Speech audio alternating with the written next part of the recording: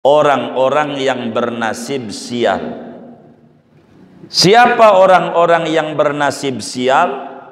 Dua, kata Imam Haddad, yaitu orang yang kerjaannya menghalang-halangi hamba Allah untuk dekat dengan Allah. Kita jangan sampai kategorinya min ahli syaqawah, ngalang-ngalangin orang untuk dekat dengan Allah. Ada orang belajar alif ba ta, biarin, emang baru bisanya segitu. Ada orang baru bisa mimpin tahlilan, enggak apa-apa. Timbang tahlilan, jangan timbang. Kalau kita enggak belajar mau enggak bisa. Gitu. Nih kita enggak belajar tahlilan, kagak bisa kita. La ilaha illallah, la ilaha illallah. Berhentinya apa itu? Untuk berhenti itu, kalau enggak biasa kita enggak bisa berhentinya nih. Apa itu yang orang-orang berhenti itu? Pengen la ilaha Muhammadur Rasul kalimatul haqqin nih, belum ketemu di otaknya. La ilaha illallah sampai 100. Bagaimana berhentinya? Gara-gara enggak belajar. Ada orang baru belajar, enggak apa-apa. Silakan saja. Enggak apa-apa, namanya orang masih belajar. Bilal dalam sholat tarawih masih salah baca, enggak apa-apa. Namanya proses. Jangan dibuat orang mundur. Jangan salah begitu. Jangan disalahin. Jangan. Begitu namanya, jangan dihalang-halangi orang untuk dekat dengan Allah. Jangan. Sebab siapa orang menghalang-halangi hamba-hamba Allah biar menapaki jalan Allah, tuh orang kategorinya alladzina haqqat alaihim al-kalimatu minallah bisyaqawah wal khusran wal hizyi wal hawan, kata Imam Haddad. Jadi kita jangan motivasi aja orang, maafin, enggak apa-apa, belajar. Emang hidup berproses. Jangan takut kita bisanya ratiban, mimpin ratib di kantornya jangan di mana kan. Jangan takut. Semuanya itu berproses. Apa aja. Kalau kita enggak berproses enggak bisa. Salah-salah dikit itu biasa. Belajarlah kita khutbah nikah, khutbah baca. Enggak apa-apa. Aduh, suara saya serak-serak bengek. Bukan suaranya, baca khutbahnya. Baca aja. Jangan gua belajar. Kalau enggak belajar nunggu kapan? Jangan sampai kita berkata begini. Aduh, di kampung gua nih orang-orang tua banyak yang sudah pada meninggal. Itu maknanya perasaannya masih muda aja. Justru yang tua udah meninggal maknanya kita ini udah tua. Jangan ngerasanya muda terus. Udah waktunya belajar ngimamin, belajar khutbah, belajar. Mau sampai kapan kita enggak mau belajar? Nunggu mati semuanya, tinggal kita doang sendiri. Siapa yang mau naikin? Murokinya enggak ada. Mumpung sekarang ada orang salah-salah dikit biasa, baca rawi salah-salah dikit biasa, namanya masih belajar. Jangan dihalang-halangi hamba Allah untuk dekat dengan Allah. Kadang caranya bagus, kata-katanya. Buat apaan itu ziarah ke wali-wali, orang tuanya aja nggak diziarahin? Begitu. Kita nurut aja, ya juga ya. Itu namanya salah. Orang yang injak begitu, injak daripada lu, orang tua kagak, wali kagak, bisanya nyela mulu nyela. Karena ada yang kerjanya kayak begitu, nggak bener. Ini namanya ahlus syaqawah, ahlul khusran, ahlul khizyi, ahlul hawan. Jadi jangan sampai kita menjadi orang yang menghalang-halangi hamba Allah untuk dekat dengan Allah. Dorong orang sebisa kita untuk orang itu dekat sama Allah. Cara kita, lihat bagaimana para waliullah, wali songo dah sebagai angkatan ketiga dalam dunia dakwah Islamiyah ke Nusantara itu kan ada yang dagang, ada artinya menyelipkan dalam dakwah obrolannya. Ini kan namanya disebut mendorong orang. Bila ada orang kerjaannya menjauhkan seorang hamba dari Allah, ini kategorinya ahlus syaqawah. Na'udzubillah min dzalik. Kita jangan begitu, kata Imamul Haddad. Namun kata Imam Haddad, wala yatajarradu linushi ibadillah. Bila ada orang tajarrud tuh begini saudara, makom kita ini ada dua. Ada namanya makom asbab, ada namanya makom tajrid. Makom ini ada dua. Makom tuh kelas kita orang ini di mata Allah dua. Satu makom asbab, dua makom tajrid. Makom asbab tuh makom usaha. Makom usaha. Makom tajrid itu makom tidak usaha. Tidak usaha, hanya ibadah sama Allah. Namanya disebut tajrid, namanya makom tajrid. Kayak kelas pensiunan dah begitu. Ini orang beda-beda makom nih, jangan pindah-pindah makom.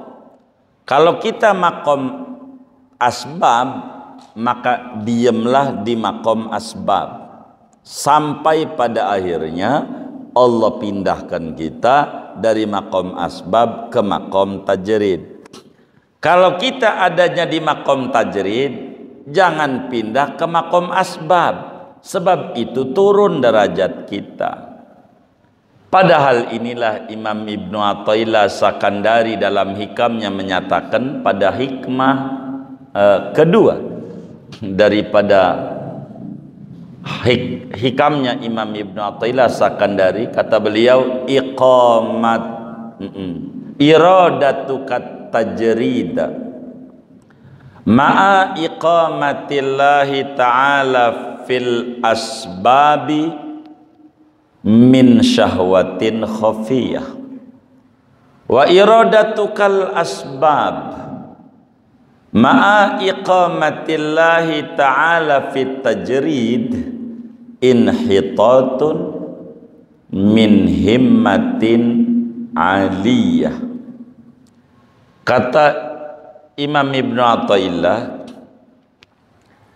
Anda berkeinginan tajrid, murni ibadah, padahal Tuhan masih posisikan Anda pada posisi asbab. Itu Anda kudu curiga, sebab di balik itu ada bisikan nafsu, di dalamnya ada syahwat yang tersembunyi, dan itu tidak bagus. Begitu pula Anda menginginkan asbab usaha, padahal posisi Anda di mata Tuhan tajrid. Itu namanya Anda turun dari derajat yang tinggi. Maknanya manusia itu ada dua kelas. Ada kelas asbab, usaha. Kita usaha aja. Udah itu usaha itu meninggikan derajat kita. Bisa wusul sama Allah. Walaupun kita jadi karyawan, jadi PNS, bisa sampai sama Allah. Orang Sayyidina Umar bin Khattab PNS, begitu, dapat gaji dari negara. Sayyidina Umar bin Khattab wali gede, begitu, karena jabatannya dijadikan pintu wusul sama Allah, begitu. Namanya makom asbab. Kalau kita usaha nih bapak-bapak, saudara, ada yang usaha konveksi, mantepin aja usaha, jangan goyang-goyang. Waktunya usaha ya usaha, waktunya ngaji. Jangan yang usaha berkeinginan kuat gabung sama yang ngaji terus. Jangan, nanti pengen berhenti. Saya pengen berhenti aja dah, dagang ini ngaji aja, ujungnya ngaji kagak becus, dagang kagak becus, begitu ujungnya. Gara-gara memindahkan diri, belum waktunya pindah. Buah mateng belum waktunya mateng, namanya dikarbit. Bahasa Betawinya bentet namanya. Bener nggak? Bantet. Iya, baiklah. Namanya, maaf, ini bahasa-bahasa yang kita dengar. Begitu, bantet. Baik. Itu begitu. Begitu juga makom tajrid. Udah makomnya tajrid, ibadah aja makomnya. Udah jangan pindah ke asbab. Ada seorang ustadz begitu ya kan. Udah ada dia dakwah begitu kerjaannya. Lalu kemudian gua pengen dagang juga nih, ngeliatin dagangnya enak ini ya. Ini musim kurban, gua mau dagang sapi aja dah. Kambing kalau ngambil dari Jogja ini, dari Muntilan, harganya sekian. Kalau dibawa ini ke Jakarta sekian, berarti untungnya 2 juta. Untungnya. Berarti kalau 100 ekor lumayan, kalau 1000 udah nih nih. Kitanya kayaknya bisa beli Fortuner ini. Jadi yang dilihat untung. Dia agak paham. Ini kambing nih bagaimana dari Jawa dibawa ke Jakarta, kan diri mulu, kagak duduk-duduk di truknya. Kan ada yang sakit, ada yang mati, ya kan? Begitu. Dia tahu umur juga kagak. Akhirnya pokoknya beli 500 ekor. Begitu. Ujungnya dia ngeluh sama teman-temannya, murid-muridnya. Waduh, payah ini. Usaha ini gagal. Jadi kata muridnya, kan dia yang bagi amalan biar manjur. Lah dia aja gagal. Lah kagak manjur ujungnya amalannya, karena kita gak paham. Kata Allah, yarham ya Isabil, emang juga ada kelasnya. Kata ya Isabil tuh sama orang tuh, kan kelas kita orang nih tajrid bukan asbab. Tahu kagak kambing kan diri mulu dari jauh ke Jakarta, kan pegel juga, bisa rematik ya kan, bisa inilah, pegel diri. Bagaimana ngurusnya kita kagak ngerti, kena antrak apa kagak, emang kagak bergaul dengan kambing ya kan. Bergaulnya ya dengan kita Jurumiyah ya kan, Alfiyah, Sapina ya kan, kagak ngerti. Pokoknya umur sekian kupak ya, itu aja yang kita tahu. Kambing ini bagaimana, mana paham kita. Lain dengan orang biasa dagang kambing, emang dia mau bergelutnya begitu. Akhirnya dia rugi. Ini namanya dari makom tajrid turun ke makom asbab, puyeng akhirnya. Ulah kita. Begitu. Nah, kembali pada materi kita ini, kata Imam Haddad, bila ada orang tajrid apa? Kerjaannya dakwah, mengajak orang untuk dekat dengan Allah. Bila itu ditempuh oleh kita, maka kita adalah orang yang memang ada catatan sebagai ahlus sa'adah, orang yang beruntung. Maka kita orang ini, saudara, disuruh menjadi dai.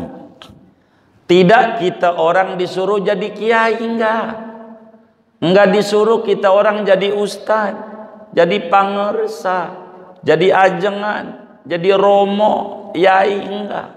Tapi kita orang muslim, setiap pribadi kita disuruh menjadi dai, mengajak orang untuk dekat dengan Allah sebisa kita.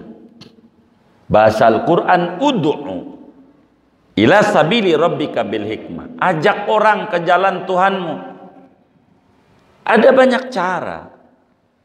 Kita orang mantan tukang mabok, deketin aja teman kita yang mabok, duduk ngobrol, ajak ngopi-ngopi, sesekali ajak jalan-jalan ke wali, ya doa, baca Fatihah, ngobrol, apa aja selipin. Itulah namanya dakwah. Kita ajak yang baik begitu.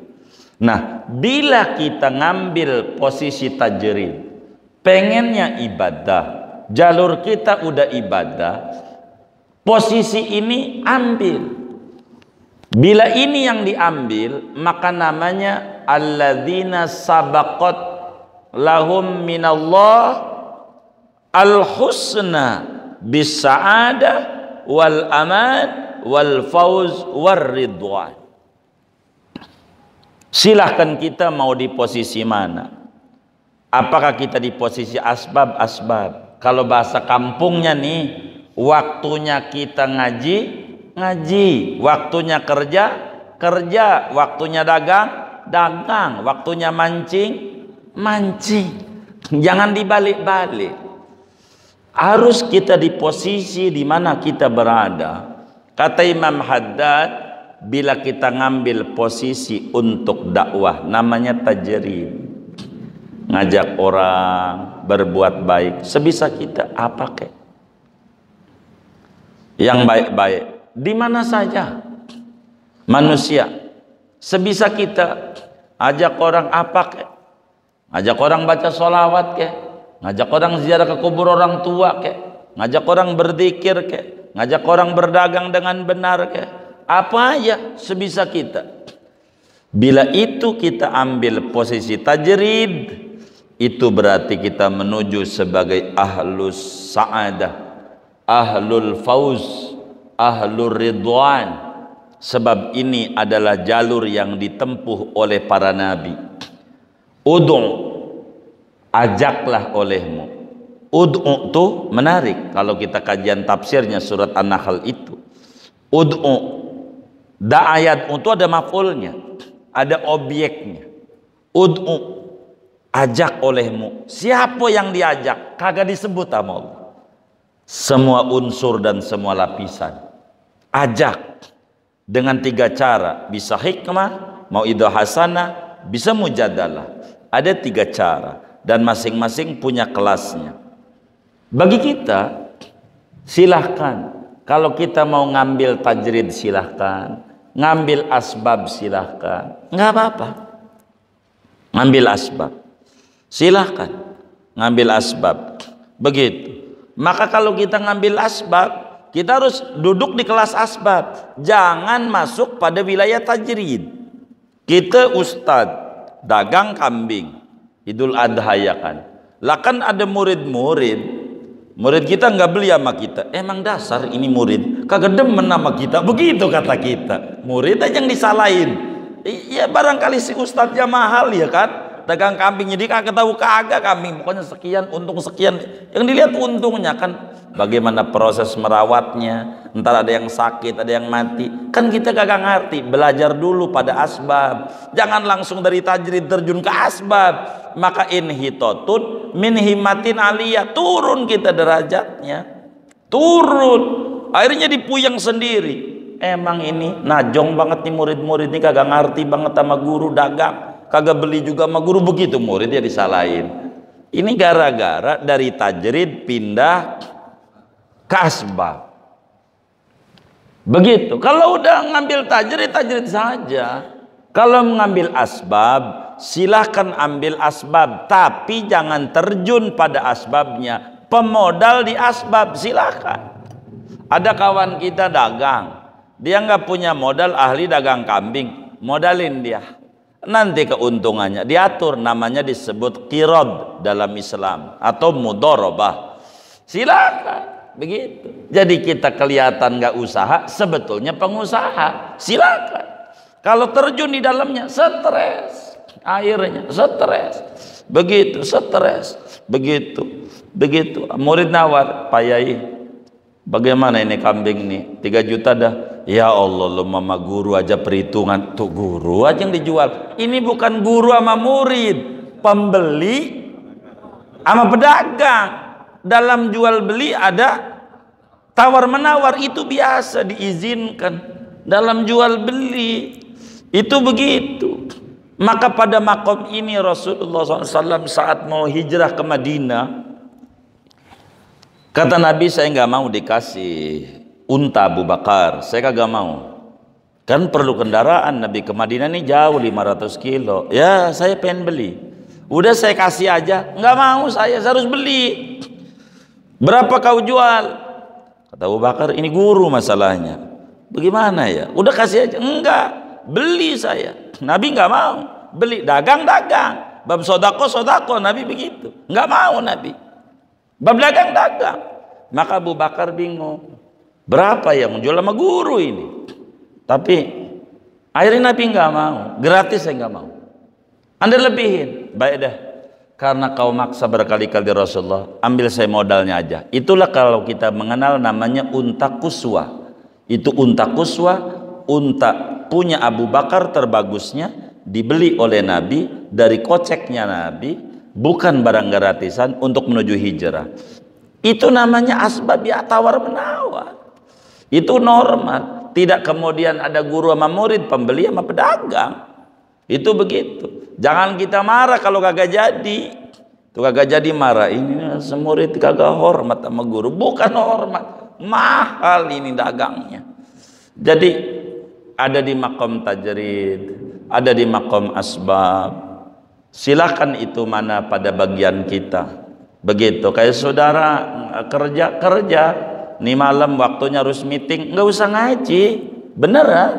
Jangan ngaji. Saya banyak sampaikan sama teman-teman, kalau orang kerja ngaji mulu, ngapa ngaji mulu, nggak ada apa ini, begitu.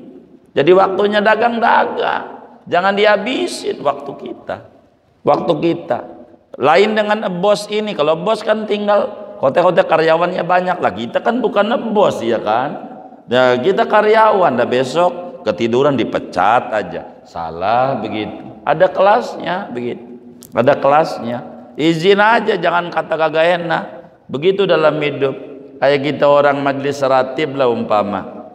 Kan ratiban paling lama 15 menit sampai setengah jam. Itu kok sampai jam 2 pagi ngobrolnya. Yang sampai jam 2 itu kira-kira. Itu begitu. Ngobrolnya ini yang lama. Nah, kita ukur diri. Kita ini kerja kantor. Harus pulang. Nggak bisa. Beliau ini pengusaha yang dia punya sendiri tokonya, ya boleh dia ngobrol. Emang udah ada karyawan yang buka di tokonya di Cipulirnya. Nah, begitulah namanya kita duduk di dalam agama.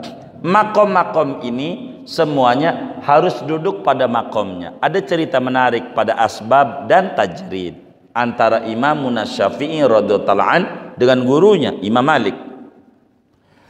Kata Imam Malik, bagi orang yang kelasnya tajrid, itu rezekinya datang sendiri dari Allah. Ada datang Allah. Kata Imam Syafi'i, mana bisa? Semua juga orang kudu usaha. Enggak. Itu yang kudu usaha bila makomnya asbab. Makom tajrid enggak datang sendiri. Datang dari mana? Dari langit? Enggak, nanti caranya Allah. Kata Imam Syafi'i ini sama gurunya Imam Malik, baik kita buktikan. Iya, monggo. Begitu kata Imam Malik kepada Imam Syafi'i. Maka Imam Syafi'i ke pasar Madinah waktu mondoknya itu. Bantuinlah orang nyortirin anggur. Anggur tuh disortirin yang busuk, di ini dirapihin, diupahin, dapat anggur.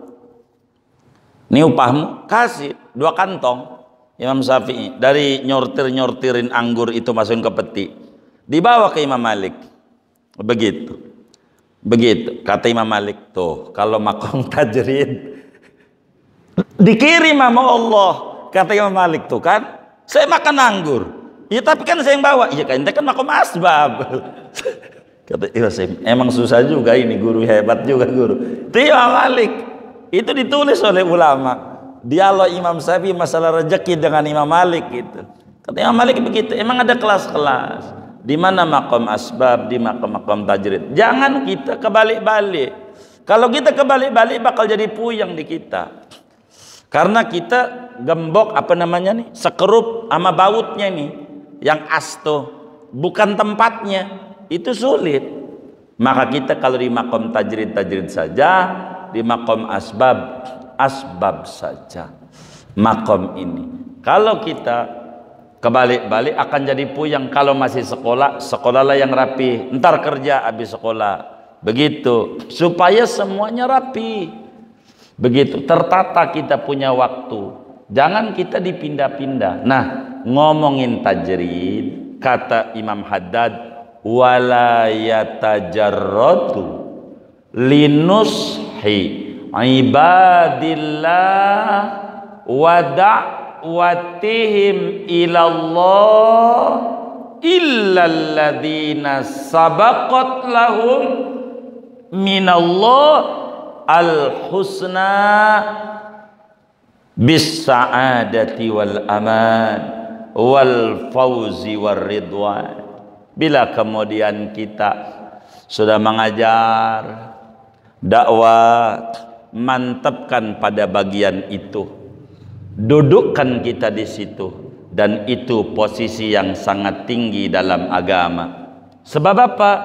Ulaika warasatun nabiyyin, orang yang demen dakwah gelarnya warasatun nabiyyin, ahli waris, jangan pewaris. Sebab ada pewaris, ada ahli waris. Pewaris maknanya pemberi warisan, ahli waris maknanya penerima warisan. Jangan sampai al-ulama'u warasatul anbiya, ulama itu pewaris para nabi, berarti ulama lebih tinggi dari nabi. Sebab si ulama pemberi warisan kepada nabi, padahal dia penerima. Kalau penerima itu ahli waris, ahli waris.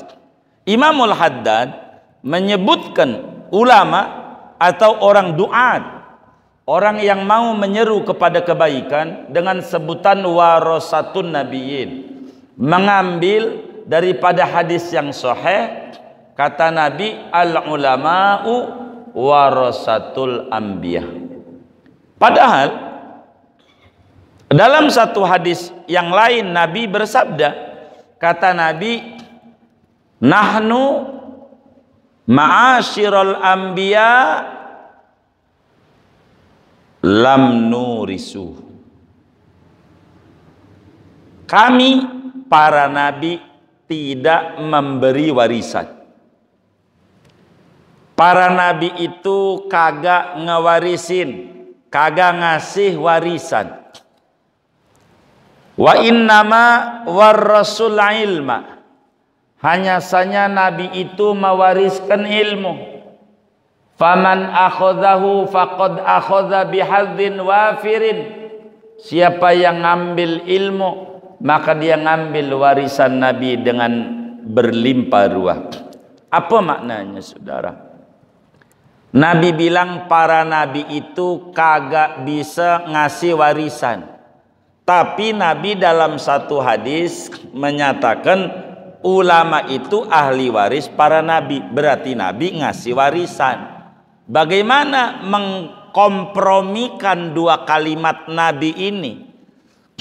Sementara dalam Al-Quran juga wawarisa Sulaimanu Dawud, Nabi Sulaiman mendapat warisan dari Nabi Dawud, tuh Nabi ngewaris. Begitu. Wa katabna fiz zaburi min ba'di dzikri annal ardo yarisuha ibadiyas solihun, ngewaris juga. Ini ngewaris apa ini? Al ulama warasatul anbiya. Nabi itu enggak memberi warisan harta. Seluruh hartanya Nabi buat Allah, buat umat. Hartanya Nabi. Jadi bukan mewariskan harta, bukan mewariskan harta, tapi mewariskan ilmu dan mewariskan kesolehan dan mewariskan karomah. Bila dikata al-ulama warasatul anbiya, ulama itu adalah ahli waris para nabi. Mewaris apa itu ulama dari nabi? Mewaris ilmu, mewaris kesolehan, dan mewaris karomah. Apa itu mewaris karomah?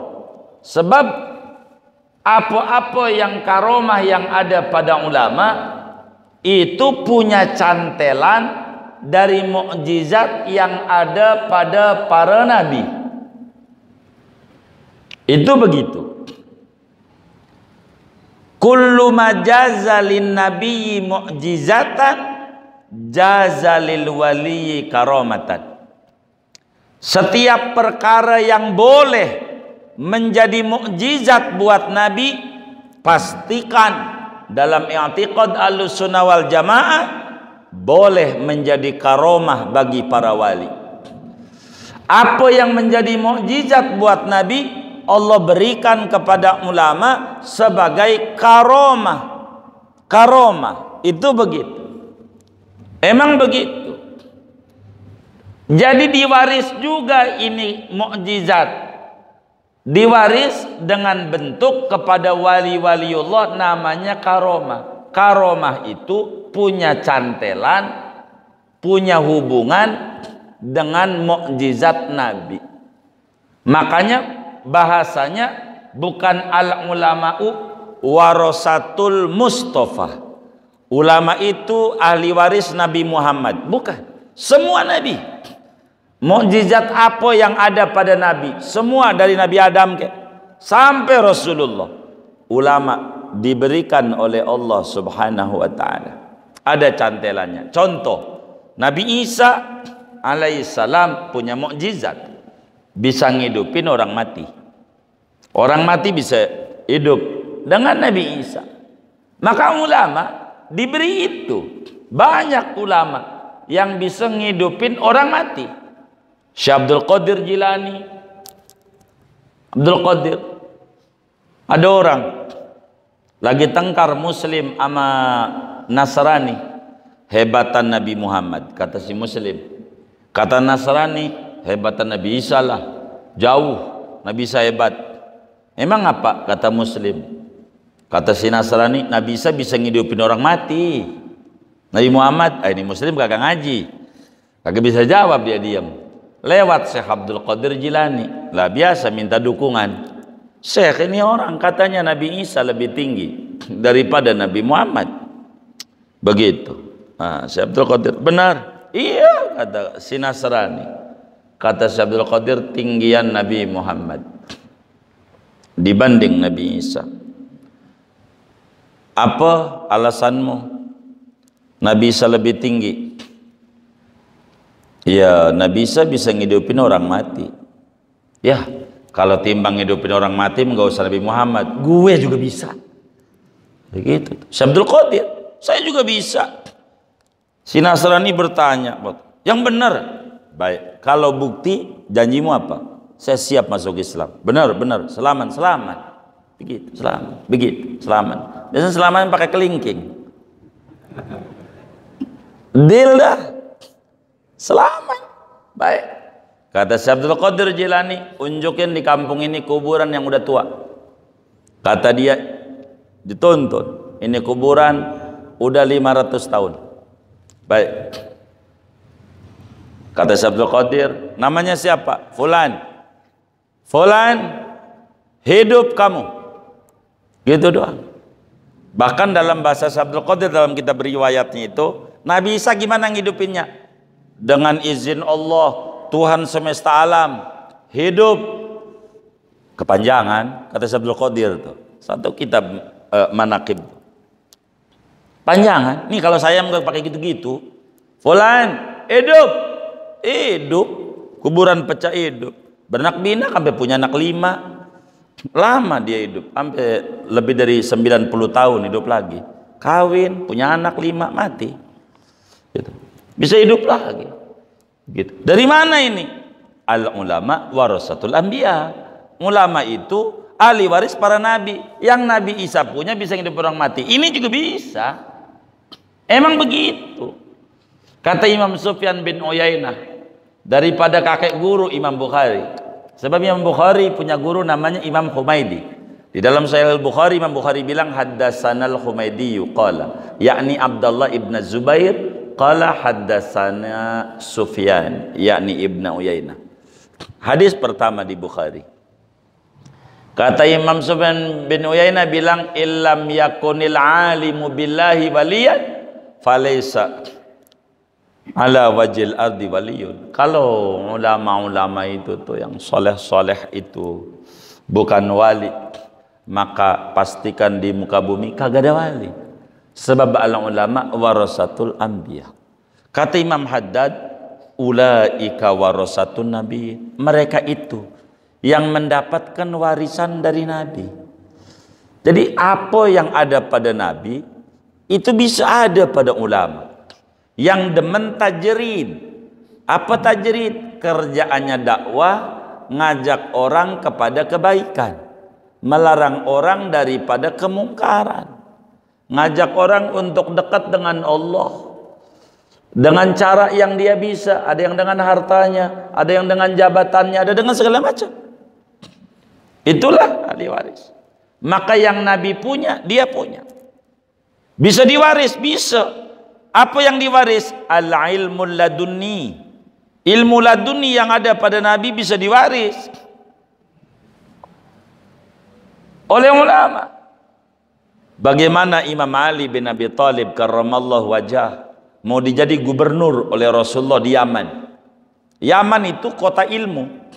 Banyak ahlul kitab, banyak Yahudi Nasrani yang luar biasa di Yaman saat itu. Kata Nabi, Ali kau jadi gubernur Yaman. Kata Sayyidina Ali, Nabi jangan saya lah, masih banyak yang lebih alim. Ini kita mau ngadepin orang intelek, bagaimana saya ini kalau ngadepin dia? Maka kemudian nama Rasulullah SAW diusap dadanya Sayyidina Ali, begini doang, Allahumma hdi aliyan wahdi bi. Dah, temuin. Itu Imam Ali tuh, kalau udah ditanya jawaban panjang macam-macam jawaban tuh, tinggian ilmu, tinggian harta, dengan jawaban berbeda-beda. Itu ini dia. Al ulama warasatul anbiya. Waris apa? Waris al ilmu rabbani yang disebut ilmu laduni, waris solah, waris karamah. Sayyidina Umar bin Khattab, saudara. Sayyidina Umar sama gubernur Mesir.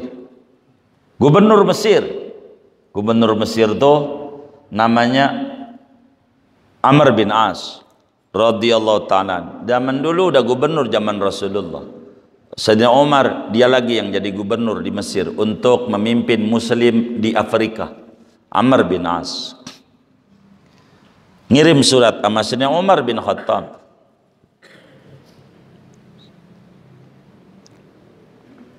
Tuan, ya Amirul Mukminin, ini masyarakat Mesir mengadu.